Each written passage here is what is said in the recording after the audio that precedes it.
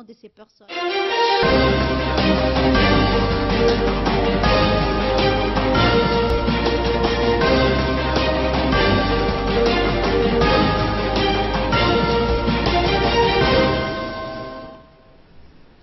Il est 22 h, bonsoir mesdames et messieurs et bienvenue à vous dans cette édition de la soirée. Voici les titres.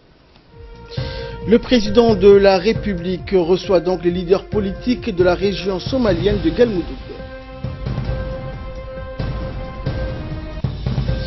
Ouverture aujourd'hui à Djibouti de la première foire commerciale internationale sous le patronage bien sûr du Premier ministre. Et au Yémen, l'ancien président Ali Abdullah Saleh se tourne vers Riyad. Merci à vous de nous rejoindre. Le président de la République reçoit les leaders des différentes entités et mouvements politiques de la région somalienne de Galmudug. Le chef de l'État, Ismaïl Omar Guelleh, a reçu donc aujourd'hui en fin de matinée les leaders des différentes entités des mouvements politiques de la région somalienne de Galmudug. Il s'agit d'une audience intervenue 4 jours après l'arrivée de cette délégation somalienne à Djibouti, que les leaders politiques de Galmudug estiment être le cadre le plus propice à la réalisation de l'accord politique et de concorde générale qu'ils ambitionnent pour leur région. À noter donc que ces pourparlers entre partis politiques protagonistes à Galmudug ont abouti à la réalisation d'un accord provisoire et ce dernier donc s'ajoutera donc à la série préalable d'accords de paix et de réconciliation politique entérinés par les leaders politiques somaliens sur le sol djiboutien.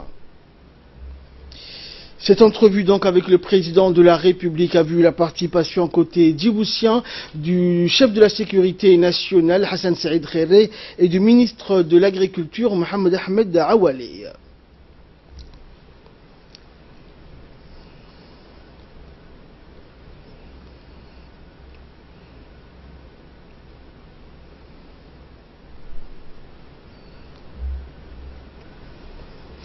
Et le président de la région somalienne de Galmudug, Ahmed Ali Af, qui participe au pourparlers abrité donc par Djibouti au titre de principal représentant d'une des deux parties protagonistes à l'issue donc de ces entretiens avec le président Guelleh, remercier le chef de l'État djiboutien et son peuple pour la disponibilité permanente et inconditionnelle dont ils font toujours preuve pour œuvrer en faveur de la réconciliation et de la stabilisation de la Somalie.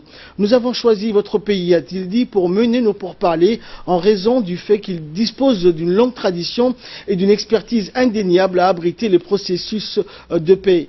Quant à Cheikh Mohamed Shakir, à la tête du puissant mouvement Al-Sunna wal-Jama'a et représentant en chef de son organisation politico-militaire dans le cadre de ses pourparlers dédiés à l'avenir politique de la région somalienne de Galmudug, il a surtout fait état de sa foi en la réalisation prochaine d'un accord politique inclusif et viable pour l'ensemble de la région de Galmudug.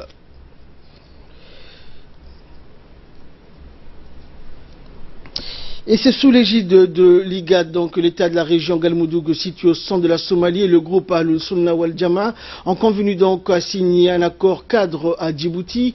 La cérémonie de signature qui a eu lieu au Djibouti Palace Kempinski s'est déroulée dans une ambiance festive et de rapprochement entre les deux parties.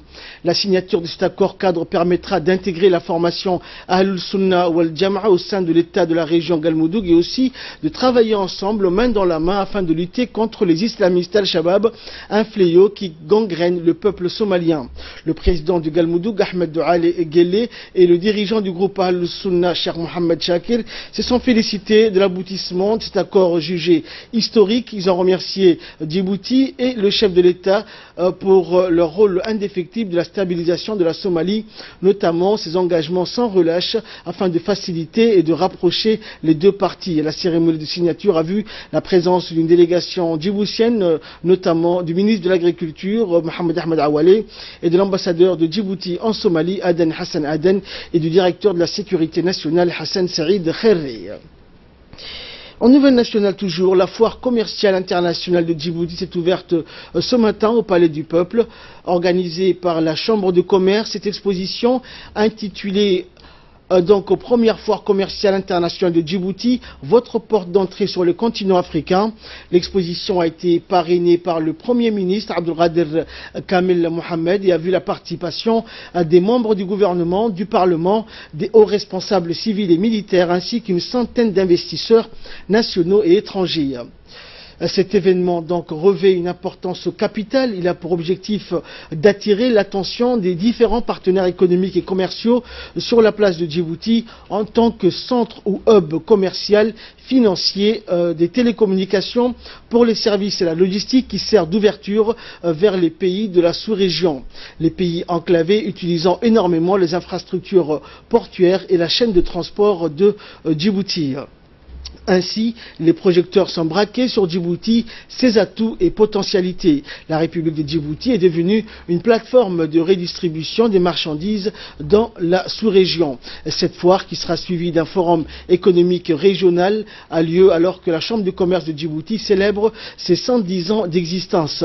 Des acteurs économiques venus d'un très grand nombre de pays y sont présents. À son arrivée, le Premier ministre Abdelkader Kamel qui parraine donc cet événement, a été accueilli par le président de la Chambre de commerce, Youssouf Moussa Dawalé. Le Premier ministre a procédé ensuite à la coupure du traditionnel ruban pour permettre aux officiels, exposants et invités de découvrir cet énorme espace dédié à cette foire. Une impressionnante variété de produits, de biens marchands ou de services tels que les banques, les assurances, les tourismes, les télécoms sont proposés et soumis à l'appréciation de tous.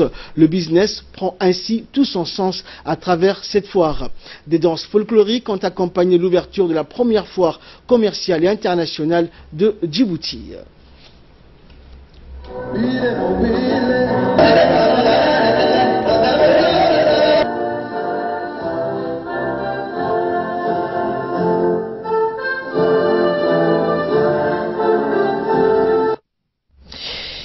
Et le président de la Chambre de commerce, Youssouf Moussa Dawalé, s'est déclaré honoré et ravi d'accueillir autant d'exposants étrangers sur le sol djiboutien, ce qui démontre, selon lui, le succès de cette initiative. Nous l'écoutons.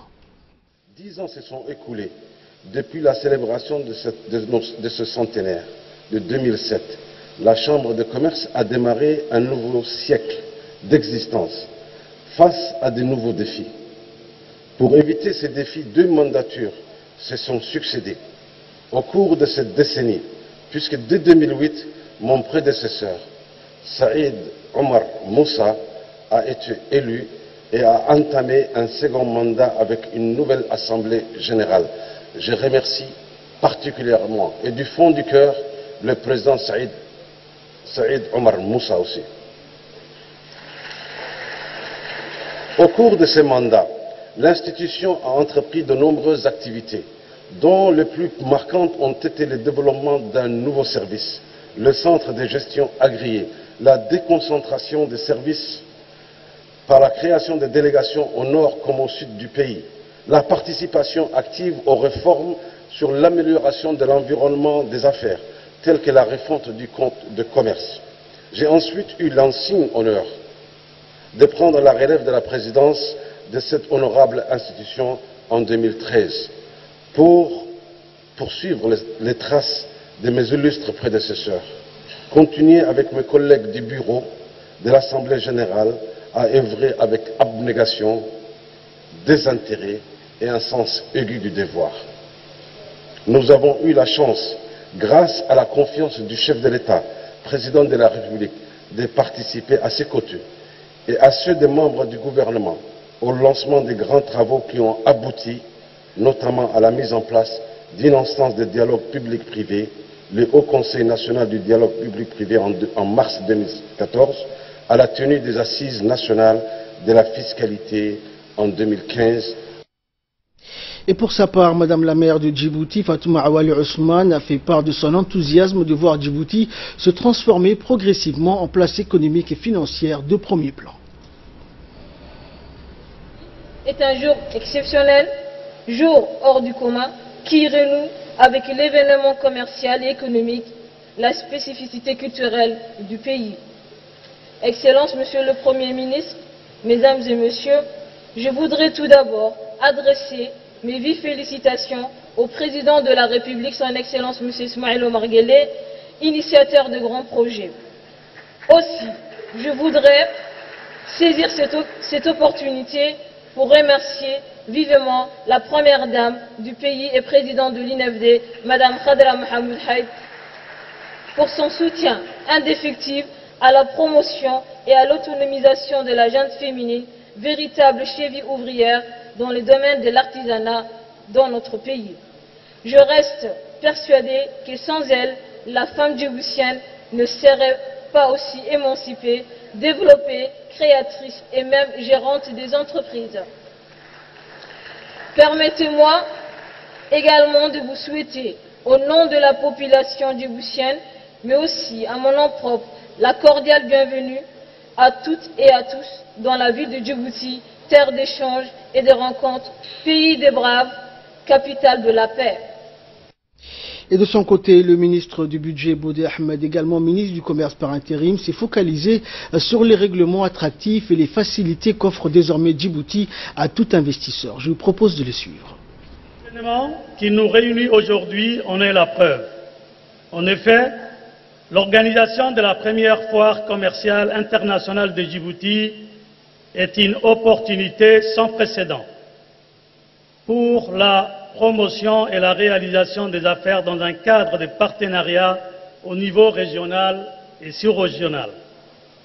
Par votre présence nombreuse aujourd'hui, vous affirmez votre attachement au développement et au rayonnement de la République de Djibouti.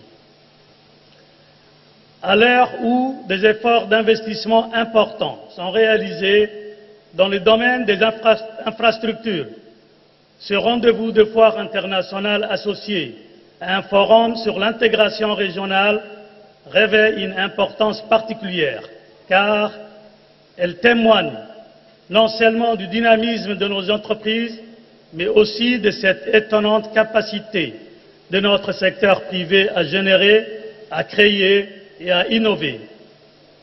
Elle rend compte aussi concrètement du sens des politiques publiques qui accompagnent les entreprises dans leur processus de développement. À titre d'illustration, permettez-moi de citer quelques réalisations des efforts du gouvernement pour un meilleur climat des affaires.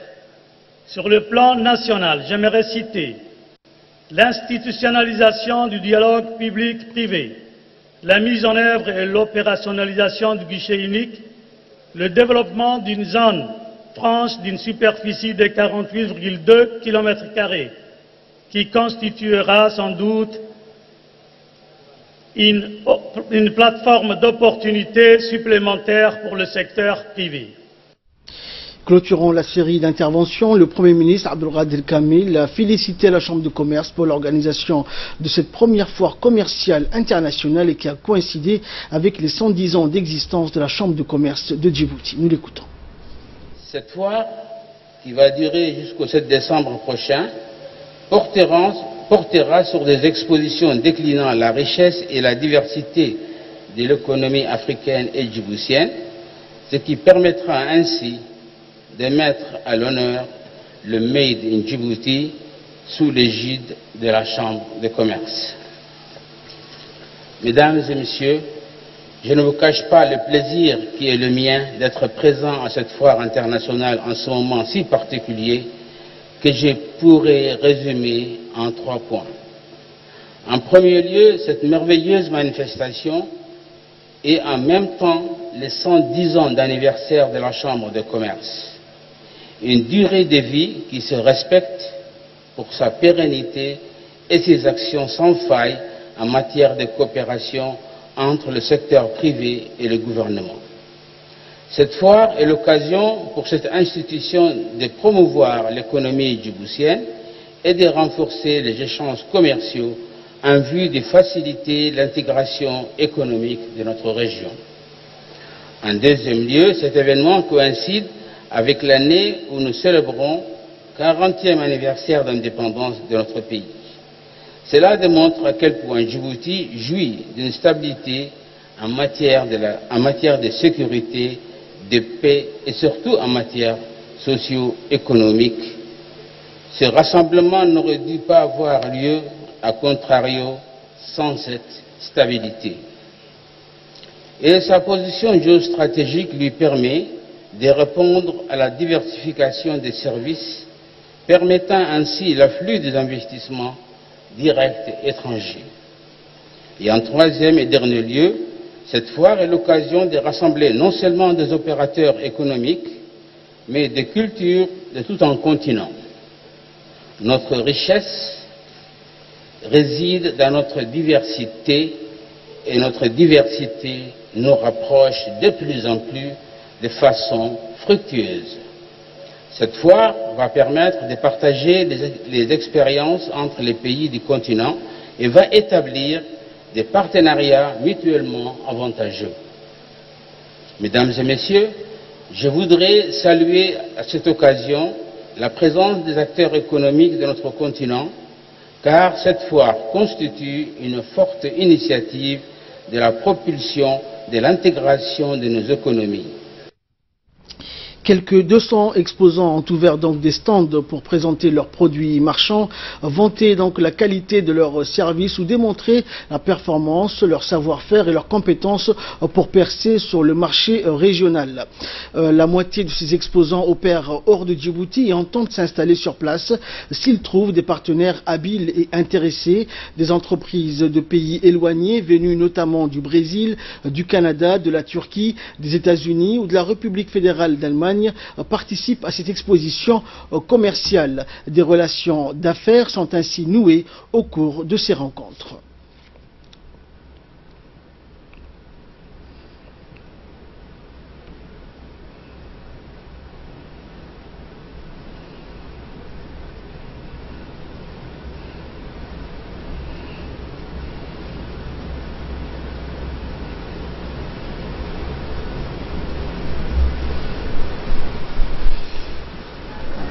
Et à l'issue de la cérémonie, notre équipe sur place a recueilli les réactions de quelques participants à cette première foire commerciale internationale de Djibouti.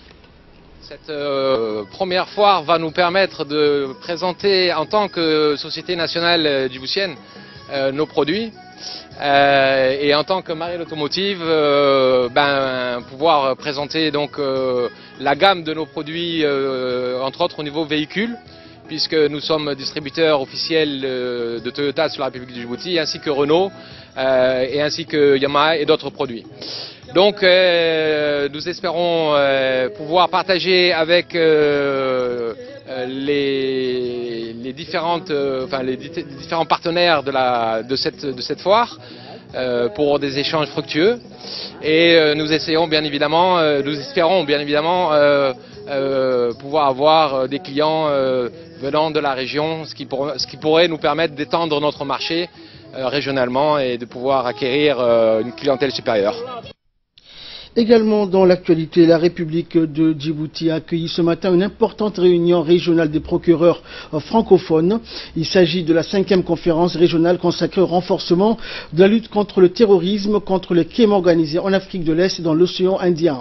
Les procureurs généraux de Djibouti, de la Somalie, de l'Éthiopie, du Kenya, de Madagascar, de l'île Maurice, des Seychelles, des Comores, du Canada et du Cameroun et de la France, ils sont présents. Cette conférence est organisée par les autorités judiciaires du pays en partenariat avec l'Association internationale des procureurs et poursuivants francophones, soit l'AIPPF. La conférence a bénéficié du soutien de l'Organisation internationale de la francophonie. Le Premier ministre Abdelkader Kamil a honoré de sa présence l'ouverture de cette conférence. Le ministre de la Justice, entouré de hauts responsables des services judiciaires du pays, dont le procureur général, les diplomates, les représentants des organisations internationales, ont participé à l'ouverture de cette conférence censée durer 2 jours.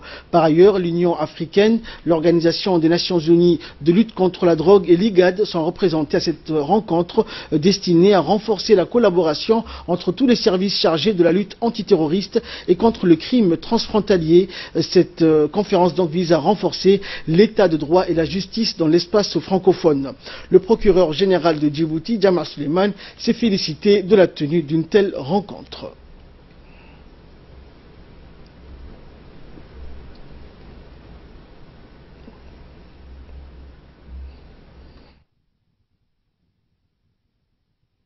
C'est pour moi un honneur d'accueillir aujourd'hui à Djibouti la 5e conférence de l'Association internationale des procureurs et poursuivants francophones consacré au thème du renforcement de la lutte contre le terrorisme et contre les crimes organisés en Afrique de l'Est et dans l'océan Indien.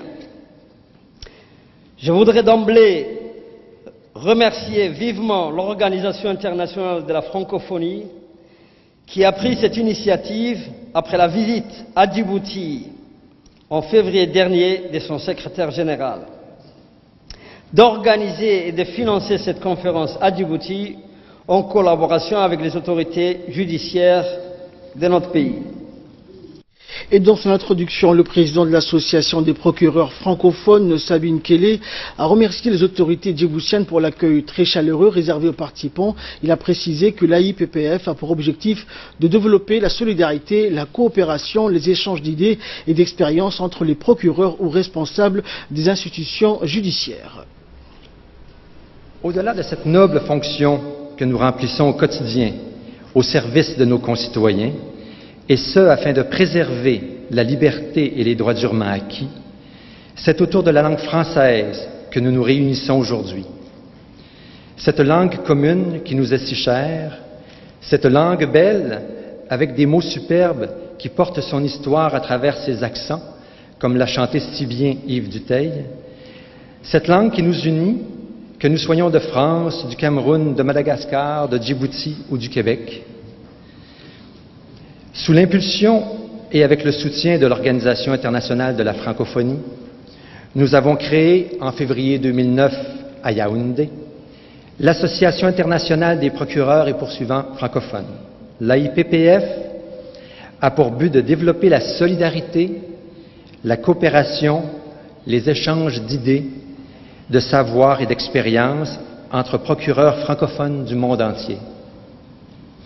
Nous proposons une meilleure connaissance réciproque des systèmes de poursuite et des cadres juridiques afin de favoriser les principes fondamentaux et les garanties individuelles définies à l'échelle internationale. Nos valeurs sont l'intégrité, l'indépendance, le respect et l'impartialité. C'est donc pour proposer des solutions adéquates aux poursuites liées à ces différentes infractions, presque toujours à caractère transnational, que nous avons proposé cette série de conférences sur la lutte au terrorisme et à la criminalité transfrontalière. Nous désirons cultiver la coopération au niveau régional, la maîtrise des outils internationaux, mais aussi des pistes de solutions dans le développement d'instruments législatifs afin de lutter efficacement contre ces crimes qui détruisent non seulement des hommes, des femmes et des enfants, mais parfois des nations tout entières.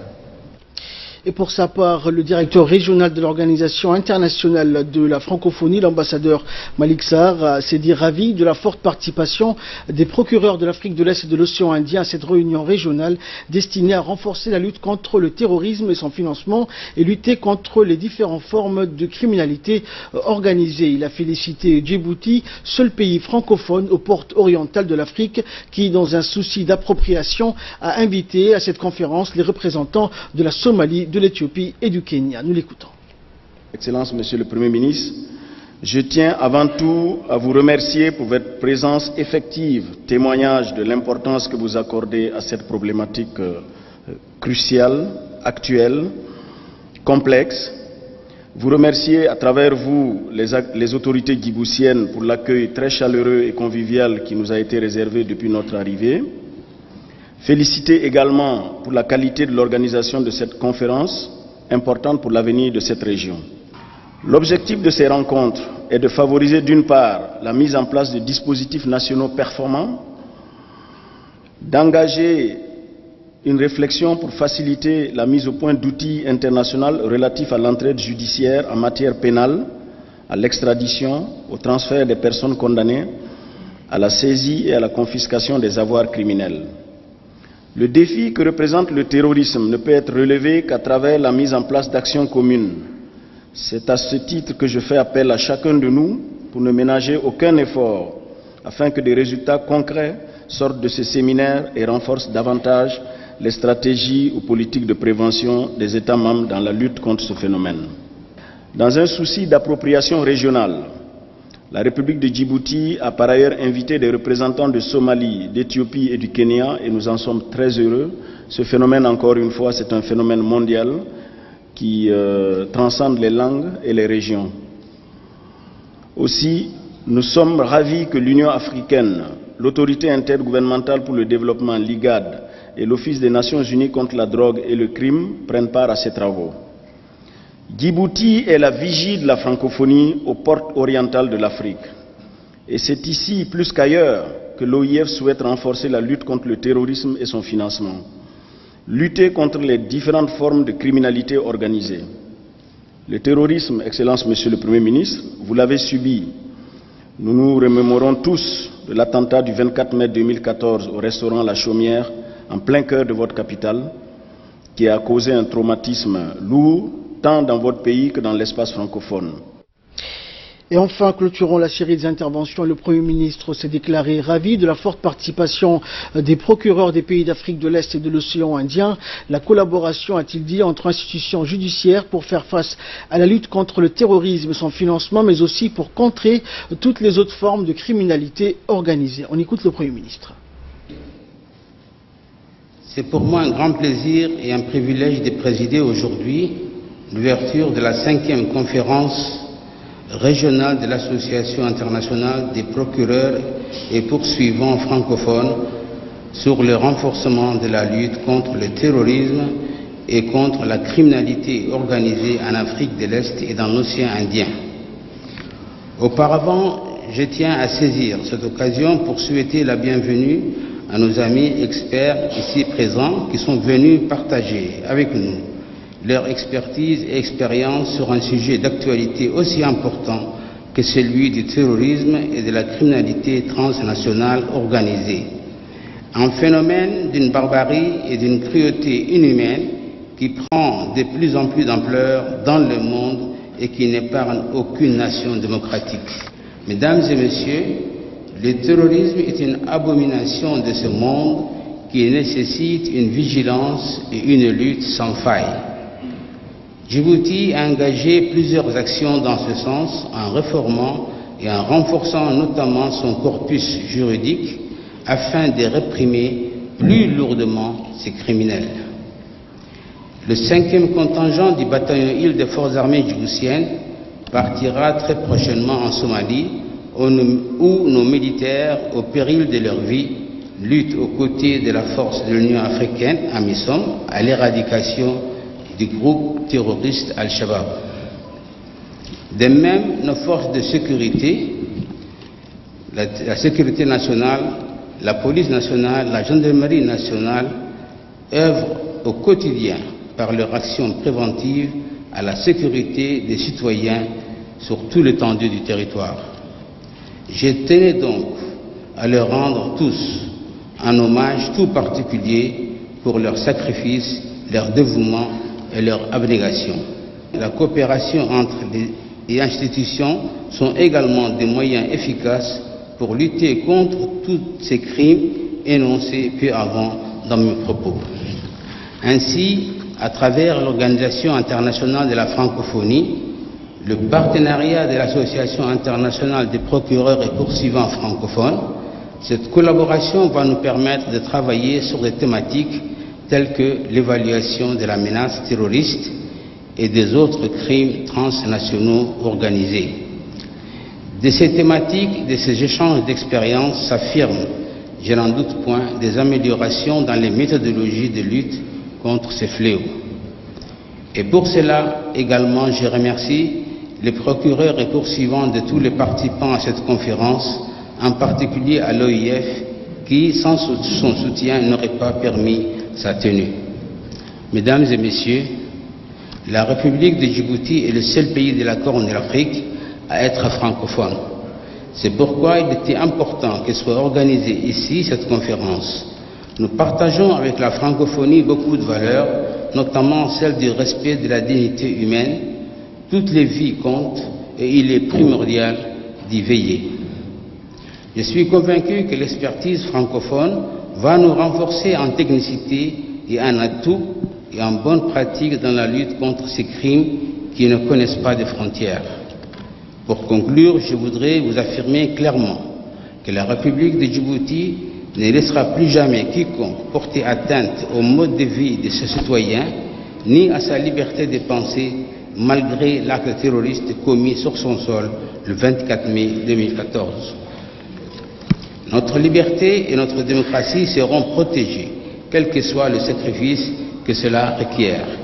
Je déclare donc ouvert la 5e conférence régionale de l'Association internationale des procureurs et poursuivants francophones sur le renforcement et la lutte contre le terrorisme et la criminalité organisée en Afrique de l'Est et dans l'océan Indien. Et enfin, pour clore l'actualité nationale, le directeur général de la Fondation Diwan Zakat a saisi le 29 novembre dernier la gendarmerie nationale d'une plainte pour dégradation. Cette autorité a porté donc à la connaissance des gendarmes que des jeunes de 2 quartiers qui s'affrontent par jet de pierre dans la zone communément appelée Sans Fil ont saccagé les vitres de la future mosquée appelée Doha, située à l'avenue Nasser.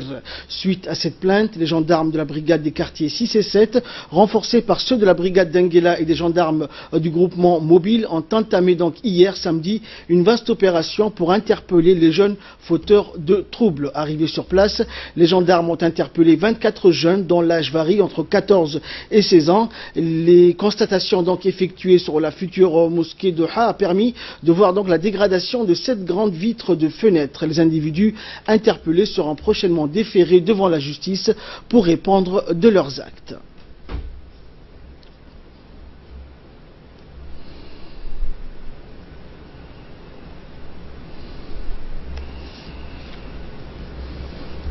Et de là, nous passons à l'actualité régionale et internationale. Au Yémen, l'ancien président Ali Abdallah Saleh se tourne vers Riyad et l'Arabie Saoudite accueille favorablement la main tendue par l'ancien président pour trouver une issue au conflit qui déchire le Yémen depuis bientôt 3 ans.